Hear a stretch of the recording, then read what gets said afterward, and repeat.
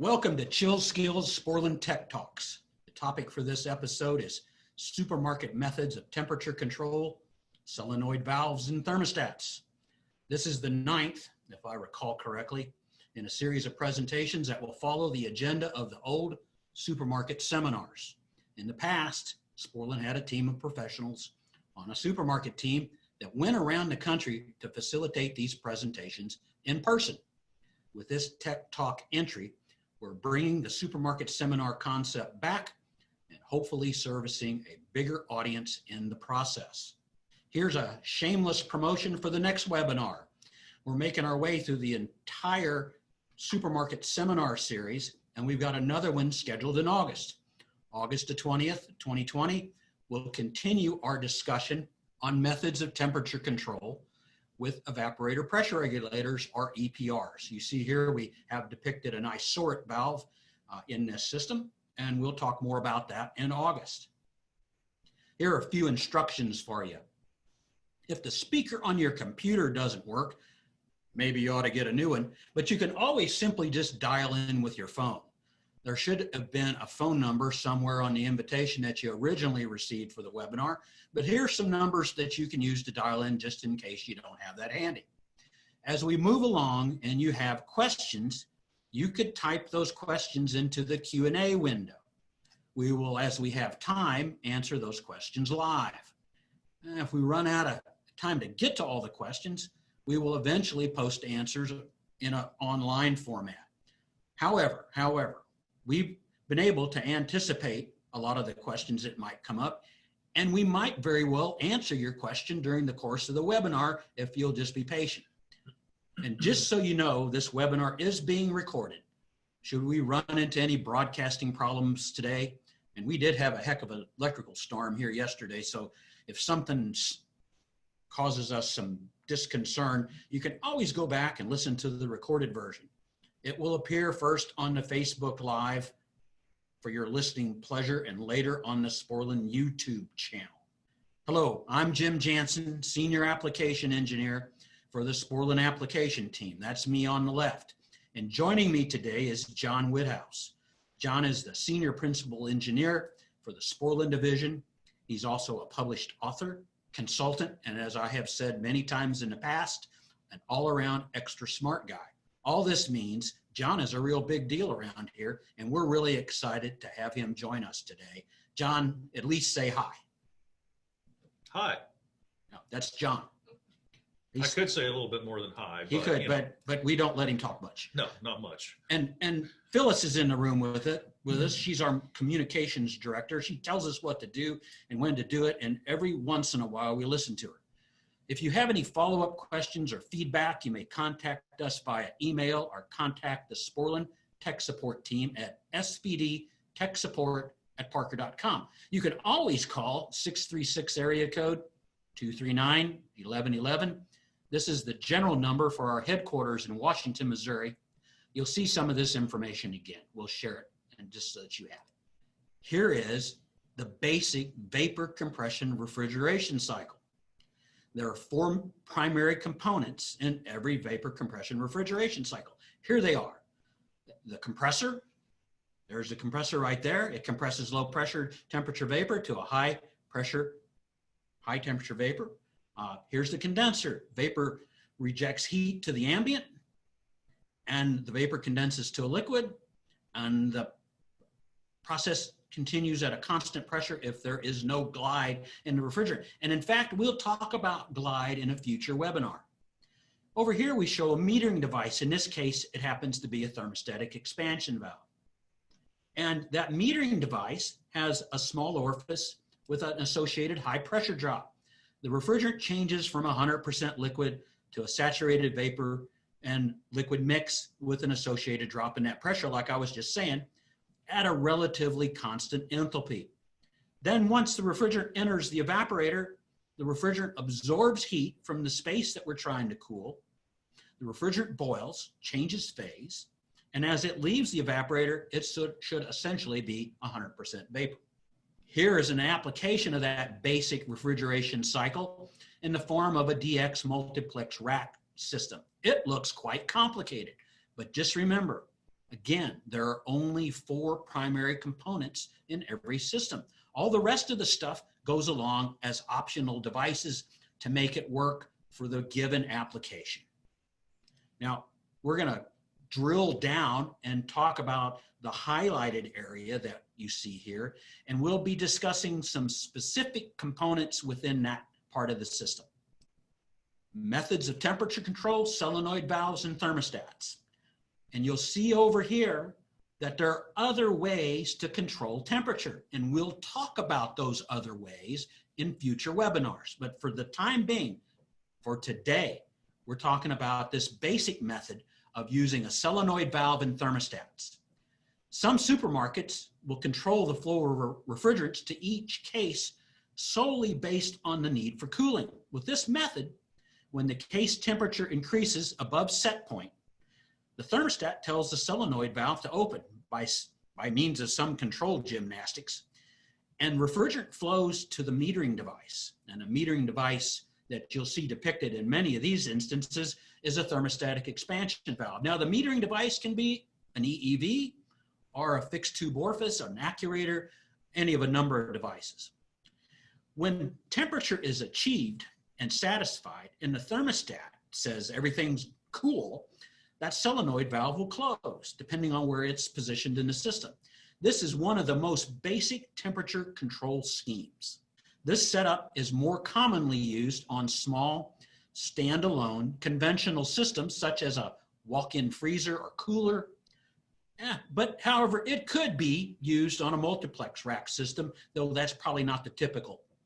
With on-off control, the thermostat must have something of a deadband associated with it to keep the solenoid valve from cycling any more than we're already going to cycle it. But, that's right. But what is deadband anyway? John, do you know what's deadband? Deadband is the difference. That's not like the Beatles or the Rolling Stones. No. They're still mostly alive. Oh, okay. All right. Deadband in this case would be a band in between. There is a range in between a cut in and a cut out temperature for it to control to. Okay. And so you'd have a tolerance range of sorts. You have a tolerance range.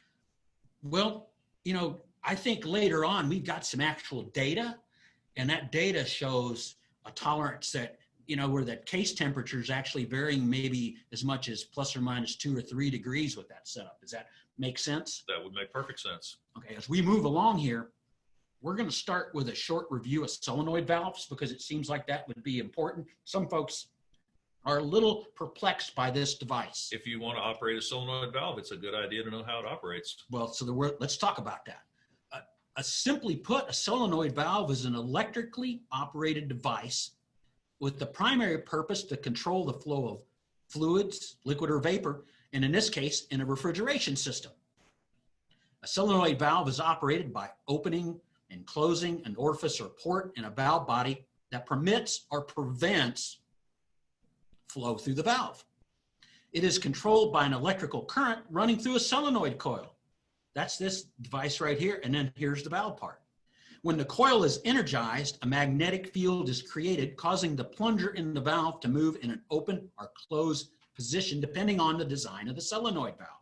The parts of a basic solenoid valve consist of the valve body, the inlet and outlet connections, the solenoid coil that we've already mentioned, the coil windings that are buried in here, lead wires that we don't show, a junction box, a plunger, kickoff spring, a disc, piston, diaphragm, and the valve port.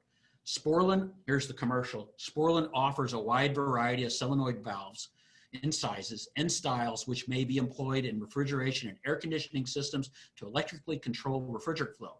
Valves are either normally open or normally closed and either direct acting or pilot operated. Sometimes that causes folks some confusion on how that actually functions. But the thing to really to impress on people, and I'm going to say it multiple times, is how to size solenoid valves. And we're going to get to that in just a minute. But before that, we're going to talk a little bit about things that can go wrong with a solenoid valve besides incorrectly sizing it. Let's say the valve won't close. Well, that might be because there's too little pressure drop across the valve. maybe it's a pilot operated valve and they didn't do a good job of selecting it in the first place. That's right. And now here's something that always comes into play. One of the single biggest culprits that we encounter, and that's debris. That's stuff in the system that's not supposed to be there. What are the only two things that should be circulating through a vapor compression refrigeration cycle? Refrigerant, Yeah, and oil. well, yeah, okay. That's it, right? That's It it. shouldn't be hammer handles and lunch boxes. That is correct. Right. So debris in the valve, especially direct acting or pilot operated, either one. A coil failure. On a normally open valve, a coil failure can keep the valve from going closed. Now, let's say the valve won't open. Well, that coil failure raises its ugly head again. Normally closed valves. And let's say there's an electrical wiring issue. That can also cause a problem if it's normally closed. Now, solenoid valves can be installed in any number of locations in a refrigeration system. They can be fitted into the liquid line, hot gas bypass line, or the suction line. The model of solenoid valve to use depends on the required function, flow capacity, and type of operation needed from the solenoid valve. And here we go. It's going to sound like a joke, but it ain't meant to be a joke. Always remember, size matters. Right. It does matter. Now, We're talking about line size, right? we're talking, oh my gosh. Or are we not talking about line size? Well, not exactly. So what we're talking about is this. Solenoid valves should be sized with the proper port diameter for the valve flow capacity that meets the application requirement. Boy, that's a mouthful. Solenoid valves should never be sized based on tubing line size. I thought you were the smart guy between the two of us, John. Gee, and I thought I was too. Yeah, just don't wear a red shirt. When you go to select and apply a solenoid valve, there's things that you need to know going into it. For instance, capacity, refrigerant in the system, and the application. Like, you need to know, is it going to be used in the liquid line, the suction line, or the discharge line? System conditions consisting of pressures and temperatures are important to know. And then as far as selection criteria, let's say we're talking about a pilot operated valve, which constitutes the bulk of the solenoid valves we manufacture. It requires a minimum of 1 PSI differential to close. And that applies to normally closed valves and normally open valves alike. That's correct. Without a bit of pressure drop, the valve is not going to operate properly. And that's why it must not be sized by line size, but by all the sizing factors that you just talked about, Jim. You just redeemed yourself. Thank you. Now, here's a mistake that people make sometimes. They might very well size the valve for 1 PSI differential, but they do it at max load, and they don't consider what happens when things are running in a minimum load condition. Right, when flows are much lower. And you have to take that into account as well. That pressure drop doesn't hurt it, keeping it open is also, direct acting, the plunger is pulled directly from the port, and you can always refer to our virtual engineering software selection tool for guidance and help in selecting valves. Any of the valves, not just solenoid valves. Correct. All of our products essentially are available on Virtual Engineer. And in fact, you were a prime part in making that happen. I was, in fact. Awesome. Now, there's always been a tendency in the industry to select solenoid valves based on line size. It's just inherent. In other words, if a liquid line solenoid valve is being selected for a system that has a 5/8 inch OD liquid line, there's a tendency just to go to the parts house and say, I need a 5/8 ODF connection solenoid valve. However, due to the pressure drop required for proper operation, if you take this approach, it's risky and it's not recommended, and here's why. As an example, a 5/8 inch OD liquid line may be used on a 15-ton R410A system. This E14 here has a 14.9 ton rating at a 3 PSI pressure drop. But Sporlan offers 4 different valve types that have 5/8 inch connections. But only the E14 depicted here can satisfactorily handle the requirement with a rating of 14.9 tons for that R410A application that we're talking about. If in any of the other 3 valves with 5/8 connections have been selected, the port size of those valves would either be too big, not providing sufficient pressure drop, or too small, severely limiting the flow capacity for that particular system. So you're saying the E8 at 6 tons capacity wouldn't do the trick? Even if it had 5/8 connections? You know, it's the Goldilocks thing. You know, too big, too small, and just right. Just right? I mean, Yeah. just right is the right way to go on this. I would agree. Therefore, to avoid difficulty, solenoid valves should always be selected on the basis of, and I'll say it one more time, capacity, not line size. All right. I agree. Now, we kind of touched on this again. Here's an overview of it. Solenoid valve applications. Here's some examples.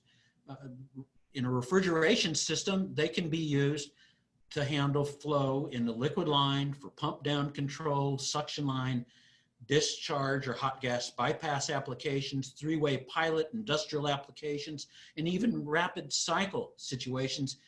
And we've got options for AC and DC current scenarios. That's correct. Different coils for different applications. Right. Now, from a perspective of temperature control methods, a solenoid valve can be mated with a thermostat to control case temperature. And there's 3 traditional ways that that's been done. A liquid line solenoid valve and thermostat, a liquid line solenoid valve and thermostat with a pump down feature, and a suction line solenoid valve and thermostat. Let's see how that looks. Here's a liquid line solenoid valve and thermostat. And for instance, there's the solenoid valve. Here we've depicted the thermostat as one of our Kelvin control style devices. The thermostat here is wired in series with the compressor motor contactor coil. Here's that contactor coil. And then of course, over here's the contactor. This example depicts one way to control a basic system such as this. There's other ways you could wire this. This There is just right. There is, yes. Now, this just happens to depict one such way. When the thermostat setting is satisfied, it opens the circuit and it also opens the compressor motor contactor and shuts off the compressor motor and closes the liquid line solenoid valve. And what does that do? That stops the flow of refrigerant to the evaporator. Now, we've depicted the solenoid here in the liquid line, and we depicted the thermostat as a Kelvin. There's certainly other options for the thermostat. Cycling a liquid line solenoid valve is relatively inexpensive, but there's some potential problems with this design. Rapid or frequent cycling can reduce the life of the solenoid valve. In addition, the temperature being controlled will only be as accurate as the controller or the thermostat. This is partly due to time lag and interaction with the metering device. Here we've displayed the metering device as a thermostatic expansion valve, or TEV. Another potential problem with this system design is potential piping vibration. When this solenoid valve goes closed, the hydraulic hammering effect, or water hammer as it's sometimes called, could come into play. That is a possible outcome. Also, note the presence here of what we call a dual pressure control in the control system. This is a safety device intended to disable the system if the suction pressure gets too low or the discharge pressure gets too high. Controls of this type could also be utilized to cycle compressors to control evaporator temperature indirectly with the low pressure cutout feature. You could do that. You could. Now, we really hadn't planned on going down that path, but that's something that is done. But because of the many different evaporator temperatures that are encountered in like a supermarket, I mean, they bananas one day and frozen turkeys the next. Mm-hmm. The wide ranges that exist between the minimum cutout and maximum cut-in pressures can be extensive, and that might require more elaborate evaporator flow controls to get the job done. Indeed. Now, here's an example of a liquid line and thermostat with with pump down, including in the design. Pump down? John, what's pump down? Pump down is when you want to go ahead and evacuate refrigerant out of your evaporator coil while you have the system shut down. Okay. I guess that's because we got to keep in mind that this system's generally going to operate year round. Indeed. Right. And so that means we probably got added refrigerant in the system. And that refrigerant is needed during various times of the year. And for instance, if you notice, I guess that's why that receiver's here. That's why you have a receiver. For storage of that additional refrigerant. Mm-hmm. So what you're telling me is pump down helps to manage the refrigerant inventory. Correct. That's a fancy way of putting it. You didn't expect me to say something like that, did you? And you can also gain some benefit sometimes by not having refrigerant in that evaporator coil when you restart the system. So you'll note here in this example, the thermostat's wired up differently. And once this thermostat's been satisfied, the solenoid valve will be de-energized and it'll close. Mm-hmm. And then this will stop the flow of refrigerant into the evaporator. However, there's nothing that tells the compressor to stop. The compressor will continue to operate like you mentioned until this low pressure switch shuts it off. Shuts it off. And that happens after refrigerant's been evacuated from the evaporator. Yeah, how about that? This feature helps to, I guess that's where the word pump down originates. Mm-hmm. We pump down the evaporator and we store refrigerant in the high side of the system. That way, when the system restarts, there's less chance of what? Less chance of flooding. And that's a bad word, isn't it? That's almost a 4-letter word. Actually, I think it's close to it. I think it's like, it's few more than 4, yeah. But you know. Yeah. So we don't want a surge of liquid hammering the compressor. Right. Flooding, or worse yet, slugging. Absolutely. Now, here's another way to do this job. Cycling a suction line solenoid valve in conjunction with a thermostat. You notice now we've showing the wiring to a suction line solenoid valve. We still got the thermostat. And I guess this can be advantageous, and some people elect to do this. And you'll note here also that we have displayed multiple evaporators. Mm-hmm. I guess we're saying in the case of this evaporator, this is an application that's perfectly happy with the common suction condition. Correct. But we're going to use this solenoid valve to close and shut off and isolate this evaporator from common suction because we want a different temperature over here. Now, I'm told that this is a kind of a preferred way because it tends to not over refrigerate. What do we mean by that, John? Do you have any insight on that? It tends to not let that coil that we're controlling with the suction stop pull down too cold for its application.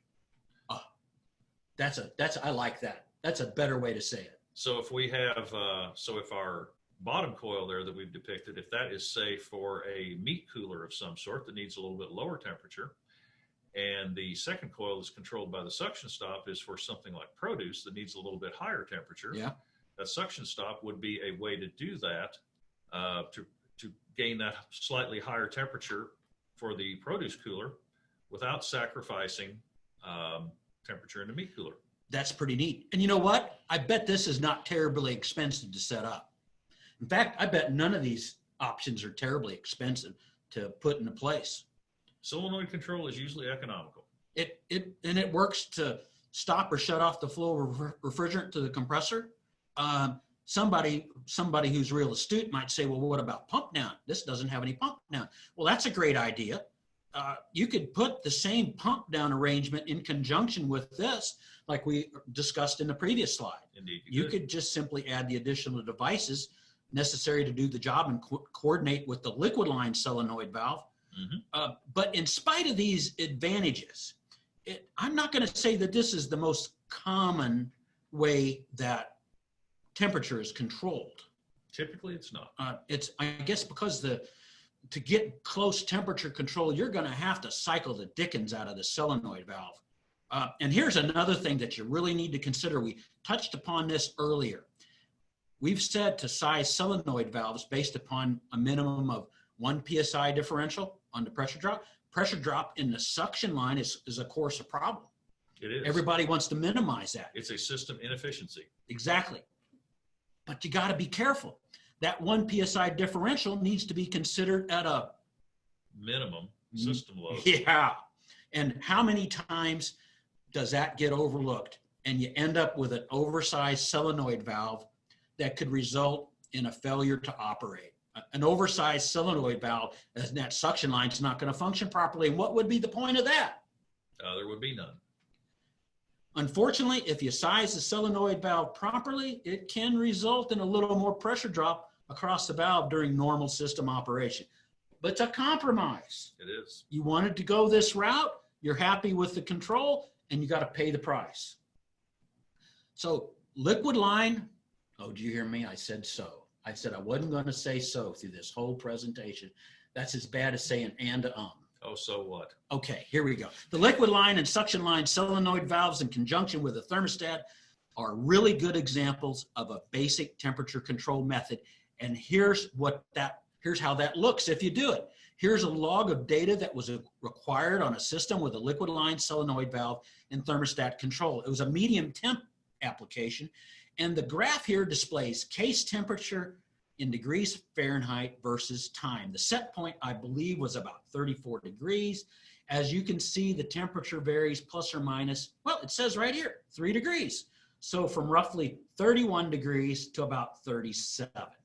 If you're satisfied with that level of accuracy, this design may be perfectly acceptable for your application. Now, we will compare the performance of this method with other methods of temperature control in upcoming webinars. Now, here are a few examples of control devices that could be used as thermostats, ranging from the basic PSA control series over here to the awesome and powerful S3C series case controller. Most of the diagrams have included a depiction of the Kelvin. And there's certainly a multitude of other devices on the market that could serve this function. Now, we're just about to wrap this up because we're coming up on the 30-minute mark. Just to remind you, Sporlan's always here to assist you with your air conditioning and refrigeration flow control needs. You can call us at the headquarters building at 636 area code 239-1111.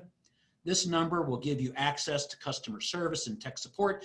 You could also dial tech support directly at 636-392-3906. We have humans, people that know systems and people that have been with the company a long time who understand our products and can help you. Real live people. Real live people. I mean, I don't think they're dead. They're not mannequins. And they are here in Washington, Missouri. Indeed. And of course, you can also use the email system to contact us. And Sporlan.com is here 24 hours a day for you, from technical support, product literature, our e-newsletter, product videos. We've got lots of product videos out on YouTube. And in fact, this webinar will be out on YouTube.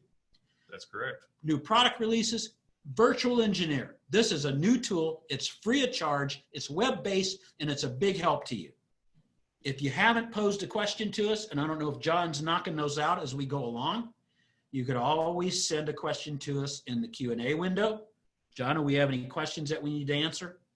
At this point in time, I do actually have a question right here. Okay, well, can you answer it? Can you post the tech support number again? You know what? That's a great idea. I can handle that one. I thought you were going to ask me about the gesticulation of the constellations and as they go through opposition during the month of July. Okay, never mind. No. There's technical support, 636-392-3906. And depending on the day and the time, you'll get Dennis or Kevin or Jason or Ryan or Jim, and they're all smart folks and they can help you. They are indeed. Now, and if they don't know the answer, they'll make something up. I mean, they'll go get an answer for you. And they're pretty nice guys to boot. John, do we have any other questions? At this point, I do not think so. Perfect. Remember to join us August the 20th, 2020, Methods of Temperature Control, where we will continue this discussion and we'll elaborate on evaporator pressure regulators. That's the mechanical device. And then we'll move on through the system in future webinars. Thank you for joining us. You have completed Chill Skills Sporlan Tech Talk, one more notch in your belt. Thank you for joining us.